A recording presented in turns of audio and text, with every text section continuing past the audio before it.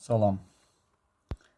Beynəlxalq təhlükəsizlik sistemində, qlobal siyasi sistemdə yaranmış böhran vəziyyəti bütün sahələrə öz mənfi təsirini artıq göstərməkdədir.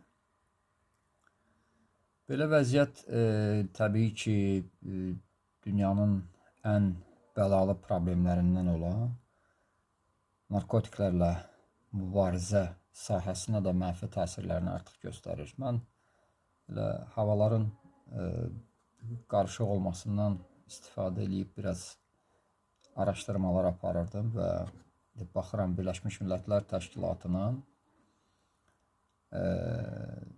narkotiklər və cinayətkarlıqla mübarizə üzrə idarəsinin hesabatı yayımlanıb və bu yeni hesabata əsasən vəziyyət kifayət qədər ciddidir. Rəqəmlər verilib orada, statistik məlumatlara əsasən hazırda dünya əhalisinin 6%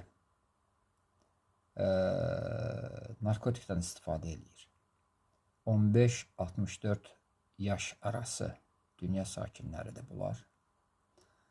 Və 2013-cü illə müqayisədə bu rəqəm xeyli artıb.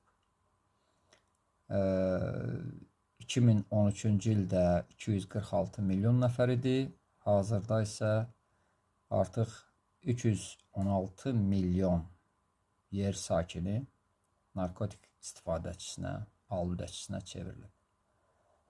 Kifayət qədər ciddi rəqəmdir və nəzərə alsaq ki, təbii ki, bu rəqəmlər bəzən indi elə dövlətlər var ki, tam dəqiq statistika verilə bilmir müxtəlif səbəblərdən. Rəqəm kifayət qədər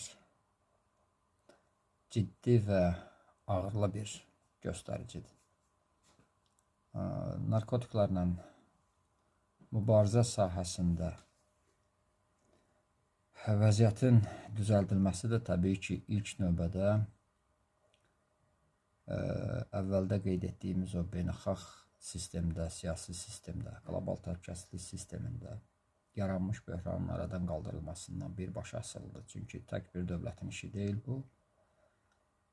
Bir nəfərin, 100 nəfərin, 1000 nəfərin işi deyil.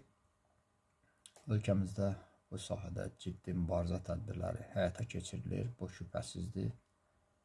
Ancaq dediyim kimi bu qlobal bir problemdir və həmin BMT-nin müvafiq idarəsinin hesabatında da bu açıq şəkildə vurğulanır və qayğılar dilə gətirilir.